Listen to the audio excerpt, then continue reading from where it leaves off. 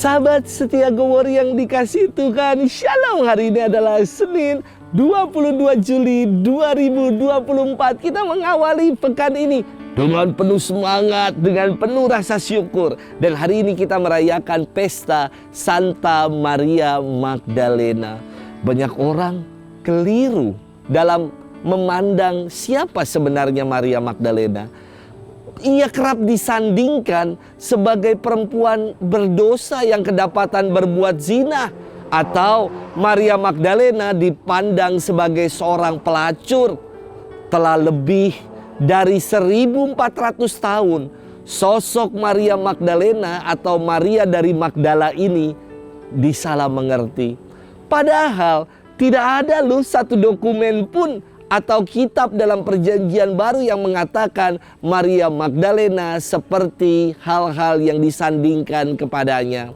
Maria Magdalena yang ditulis dalam kitab suci adalah seorang perempuan Yahudi yang berasal dari sebuah kota nelayan di bagian barat Danau Galilea. Dalam Injil Lukas dikisahkan bahwa dirinya disembuhkan oleh Yesus dari 7 roh jahat yang merasukinya. Dan setelah peristiwa pembebasan atas roh jahat itu, Maria Magdalena mengikuti Yesus dengan setia. Dan kepadanya Maria Magdalena lah yang menjadi saksi kebangkitan yang pertama. Istimewa sekali. Sahabat setia Gowor yang dikasihi Tuhan, Paus Fransiskus menobatkan Maria Magdalena sebagai rasul dari segala rasul karena ketulusan hati serta keberaniannya dalam melawan kungkungan stigma bagi kaum perempuan di masanya. Hari ini kita akan bersama-sama merenungkan firman Tuhan yang diambil dari Injil Yohanes 20 ayat 1, dilanjutkan ayat 11 sampai dengan 18. Kita siapkan hati kita. Haleluya, haleluya, haleluya. Katakan Maria, engkau melihat apa?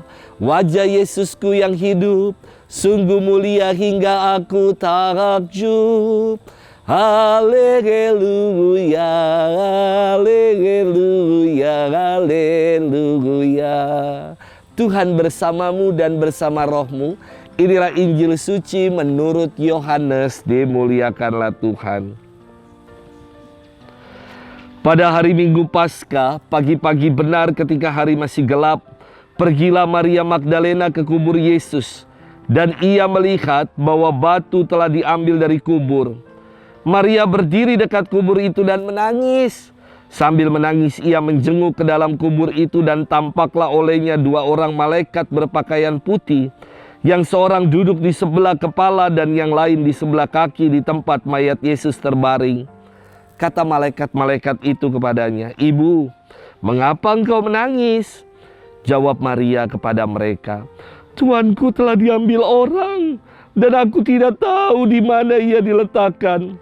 Sesudah berkata demikian, Maria menoleh ke belakang dan melihat Yesus berdiri di situ. Tetapi ia tidak tahu bahwa itu adalah Yesus. Kata Yesus kepadanya, "Ibu, mengapa engkau menangis? Siapakah yang engkau cari?" Maria menyangka orang itu adalah penunggu taman.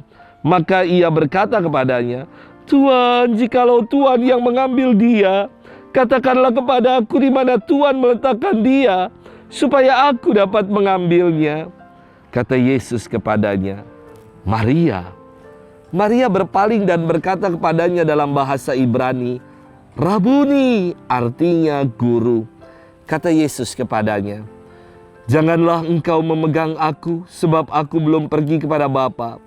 Tetapi pergilah kepada saudara-saudaraku, dan katakanlah kepada mereka bahwa sekarang aku akan pergi kepada Bapakku dan Bapamu, kepada Allahku dan Allahmu." Maria Magdalena pergi dan berkata kepada murid-murid, "Aku telah melihat Tuhan."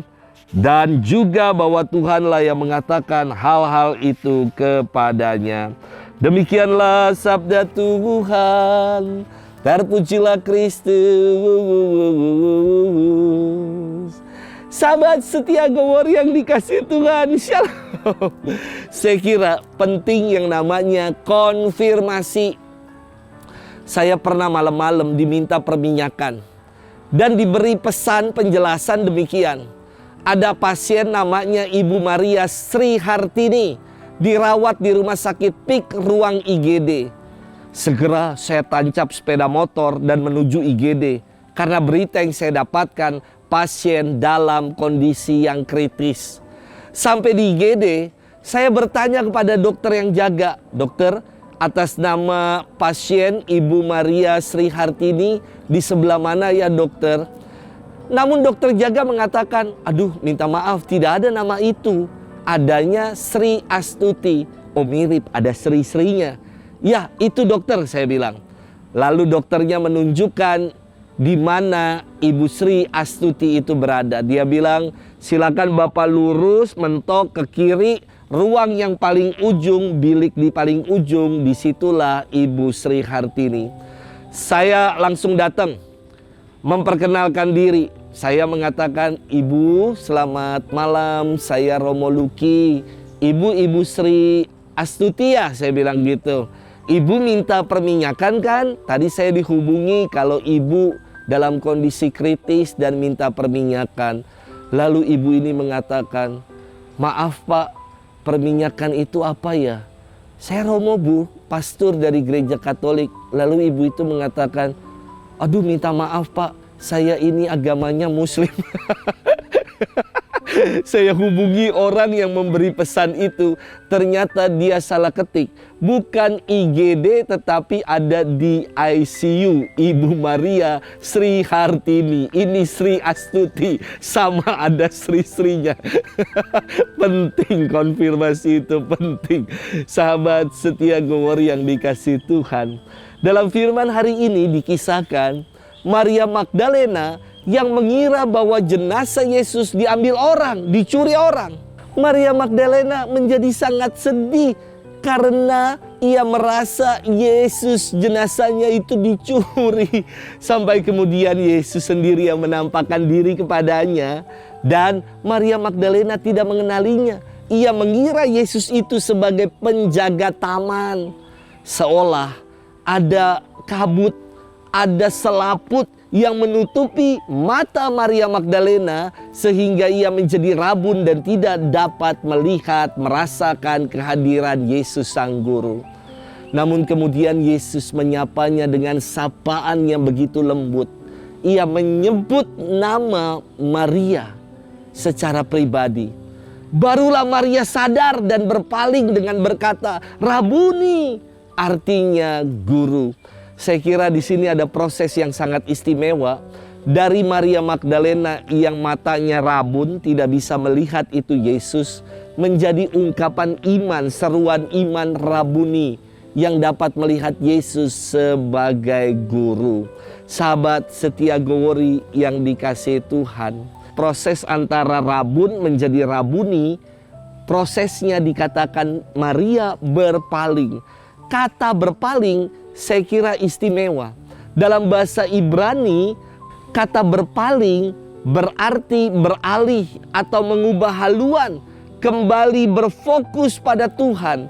Kata ini menjadi istimewa karena terkait dengan pembaharuan dan pengolahan hidup untuk menjadi pribadi yang semakin lebih baik lagi. Sahabat setia Gowori yang dikasihi Tuhan, dalam hidup ini terkadang kita menjadi rabun, tidak dapat melihat penyertaan dan karya baik Tuhan dalam hidup. Kita lupa untuk bersyukur kepada Tuhan. Maka mari kita berpaling, mengubah haluan, mengubah fokus kita bukan pada dunia, tetapi pada Tuhan. Maka kita akan melihat, merasakan dan mengalami pengalaman Rabuni. Pengalaman akan Tuhan yang senantiasa menyertai kita. Mari jangan lagi mata kita tertutup atas karya baik Tuhan. Kita rubah fokus dan haluan kita dari kacamata dunia menjadi kacamata iman. Maka kita akan melihat karya baik Tuhan dalam hidup kita. Selamat bermenung dan Tuhan memberkati kita selalu, Bapa dan Putra dan Roh Kudus. Amin.